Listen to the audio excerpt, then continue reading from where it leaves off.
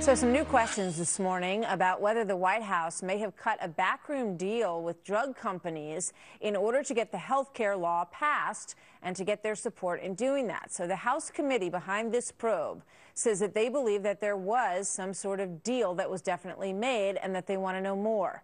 Let's find out a little bit more about this. Texas Republican Michael Burgess is on the House Energy and Commerce Committee that is leading this investigation. Congressman, welcome. Good to have you here today. Good morning. Thanks for having me on. So what evidence do you have that there was any sort of arrangement between the White House and pharmaceutical companies as they headed into the vote on this bill? Well, you know, this all goes back to about 3 years ago. It was May, June, and July of 2009 when the president came out and had some photo ops with leaders in industry and said, we've carved $2 trillion in healthcare expenses out of the next 10 years. Well, that's a pretty interesting figure for someone like myself who's got a background in healthcare delivery and an interest in health policy. So what was the makeup of this?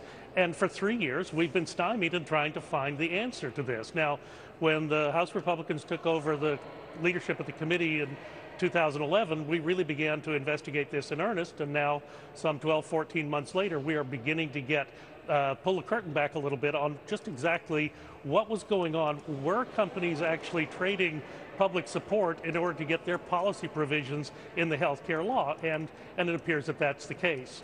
So your suggestion is that the pharmaceutical companies were going to make out better financially as a result of the way the bill was written, that it would somehow benefit them.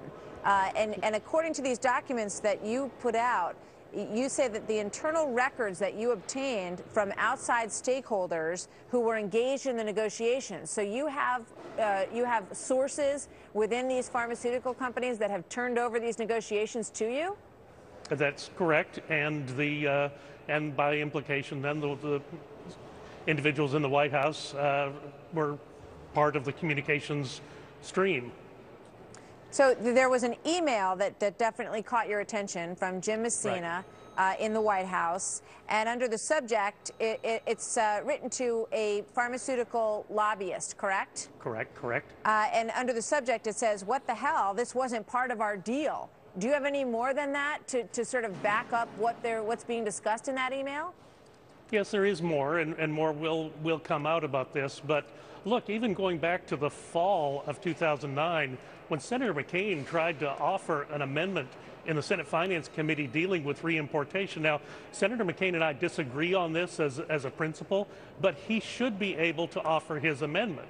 And when he was prohibited from offering that amendment with the statement that this was not part of our deal, again, that's got to make the hackles go up. And as you pointed out in the lead into this piece, the president himself promised no backroom deals on this health care stuff. Everything's out in the open. We're not going to close the door and cut a deal with lobbyists, but, you know, in fact, that's what was going on. I mean, look at it from the other perspective for a moment, and, you know, is it not illogical that given this, you know, takes on such a huge portion of the U.S. economy, the healthcare business overall, that they would be discussing the way the bill is constructed with all of the players? You know, obviously pharmaceutical companies are big employers in this country, and nobody wants to see those huge American companies, you know, be hurt by this bill either. Correct, and I have no quarrel with the Pharmaceutical Research and Manufacturing Association arguing on their behalf. What I do have a problem with is that it happened behind closed doors. The American public was excluded. Look, the House of Representatives was excluded. This would have been an important place to bring in.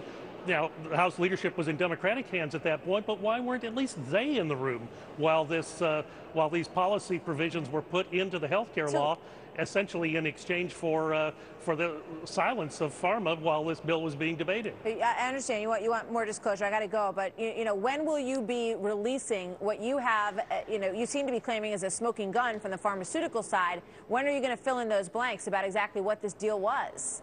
Well, there's more to come for the balance of this week, and, you know, honestly, it took 3 years to get us to this point. I don't know why the White House hasn't been more forthcoming on this.